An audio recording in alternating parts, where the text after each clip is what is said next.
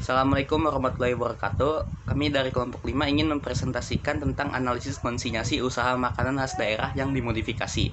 Pertama-tama, perkenalkan nama saya Reni Dayat. Yuanyar Kemal Prawekas. Perkenalkan, nama saya Ilham Arif.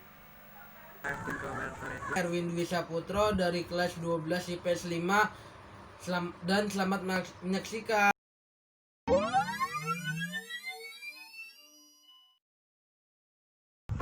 Analisis konsinyasi usaha makanan khas daerah yang dimodifikasi. Yang utama ada sistem pemasaran. Sistem pemasaran ini terbagi menjadi dua, yaitu penjualan langsung. Dan penjualan langsung ini terbagi menjadi beberapa jenis, misalnya penjualan langsung melalui outlet sendiri atau sistem penjajaan langsung pada konsumen. Yang kedua ada penjualan tidak langsung. Penjualan tidak langsung yaitu penjualan dengan menggunakan perantara atau menggunakan saluran distribusi.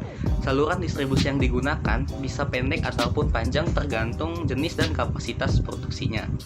Pemilihan sistem yang tepat menjadi salah satu penentu keberhasilan dari penerimaan produk tersebut di tangan konsumen. Salah satu sistem yang akan diterapkan pada sistem pemasaran produk makanan khas daerah adalah sistem konsinyasi.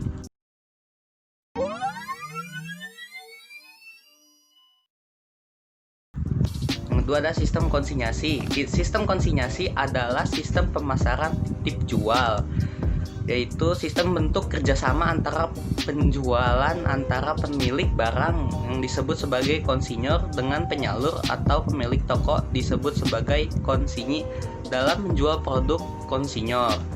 Bentuk kerjasamanya adalah konsinyor menitipkan produk untuk dijual kepada konsinyi melalui jalur penjualan yang dimiliki oleh konsinyi, dan konsinyi akan membayar pada konsinyor untuk produk-produk yang terjual, dan biasanya detail tentang kerjasama tersebut dituangkan dalam sesuatu perjanjian tertulis.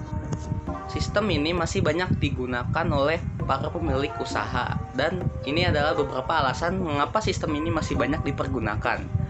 Yang pertama adalah sistem yang saling menguntungkan. Dengan menggunakan cara pemasaran titip jual, baik itu pemilik usaha atau pemilik toko sama-sama bisa mendapatkan keuntungan.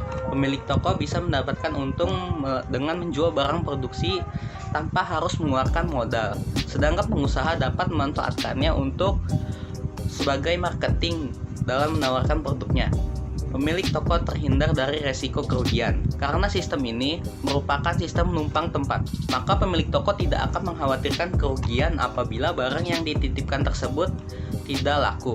Penitip barang produksi hanya akan mengganti barang dagangannya secara berkala tanpa meminta ganti rugi apabila barang yang dititipkan masih banyak yang tersisa. Memperlancar pemasaran pemilik usaha. Hal yang harus diperhatikan sebelum menentukan toko mana yang akan dititipi barangnya, yaitu tempat yang strategis dan pengunjung yang aktif.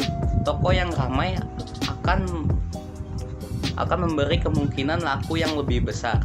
Keuntungan penjualan dalam memasarkan produknya dengan sistem ini memang sangat banyak, tetapi bukan berarti sistem ini memiliki kendala yang harus dihadapi. Pemilik toko biasanya juga tidak akan mudah percaya begitu saja dengan produk yang akan dititipkan, apalagi jika produk tersebut masih terkesan baru. Alasan lain toko menolak menerima barang yang akan dititipkan karena produk tersebut sudah banyak dijual atau kemungkinan laku sangat sedikit. Maka dari itu, penjual harus pandai-pandai memberi pengertian kepada pemilik toko agar yakin terhadap barang yang akan dititipkan.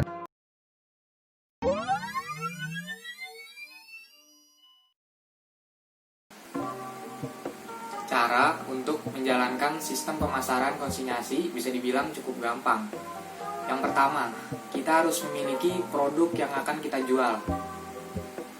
Lalu kita harus mencari toko, warung, atau kantin, atau tempat yang lain yang strategis untuk memasarkan produk kita. Selanjutnya, kita harus menjalin kerjasama dengan pemilik toko atau pemilik warung untuk menitipkan produk kita untuk dijual oleh mereka. Nanti hasilnya bisa dibagi. Lalu kita juga harus mengecek secara berskala produk yang kita titipkan ini, apakah masih fresh, apakah masih ada stoknya, ataupun udah basi. Jadi kita harus mengecek ya setidaknya seminggu sekali atau sebulan sekali gitu.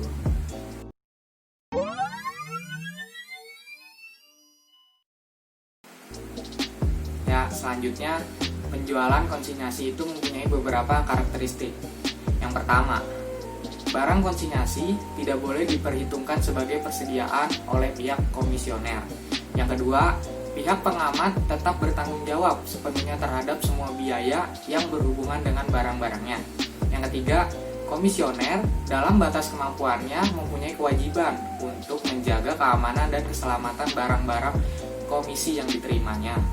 Yang terakhir, pengiriman barang-barang konsinyasi tidak mengakibatkan timbulnya pendapatan dan tidak boleh dipakai sebagai kriteria untuk mengakui timbulnya pendapatan, baik bagi pengamat maupun bagi komisioner, sampai saat barang dijual kepada pihak ketiga.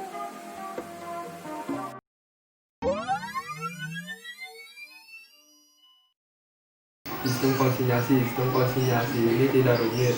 Produsen hanya perlu mencari warung atau toko atau outlet yang bersedia menerima produknya dengan masih menitipkan barang ke warung atau toko tersebut. Jika sudah sepakat bekerja sama, tinggal menunggu beberapa hari, kemudian mengganti barangnya dengan barang yang lama. Biasanya jika sudah sepakat menunggu rata-rata seminggu.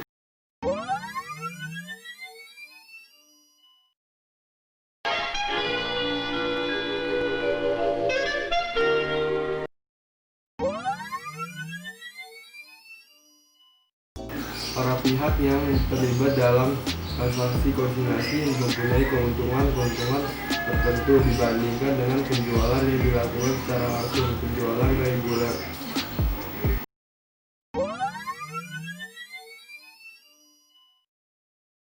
Keuntungan yang didapat oleh para pihak dalam konsinyasi.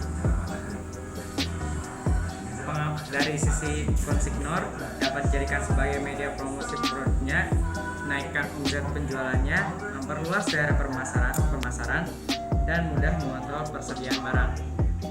Kalau dari sisi konsigne, mendapatkan komisi jika berhasil menjual barang konsinyasi, tidak menanggung kerugian, dan tidak mengeluarkan biaya operasional.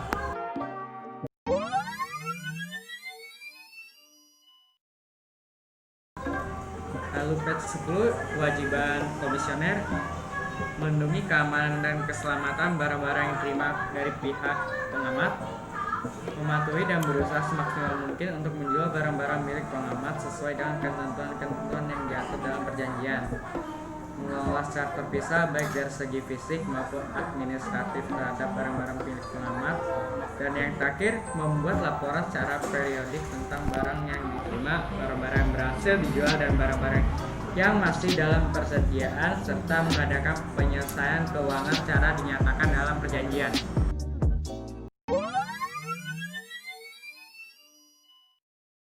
Itu hak komisioner, berhak untuk mendapatkan komisi dan meminta pergantian atas beban yang telah dikeluarkan sehubungan dengan penerimaan dan jualan barang konsinyasi, berhak untuk memberikan jaminan kepada pelanggannya atas barang-barang yang terjual. Yang ketiga, untuk menjamin pemasaran barang-barang konsinyasi, komisioner berhak memberikan syarat-syarat pembayaran kepada pelanggan yang membeli barang tersebut.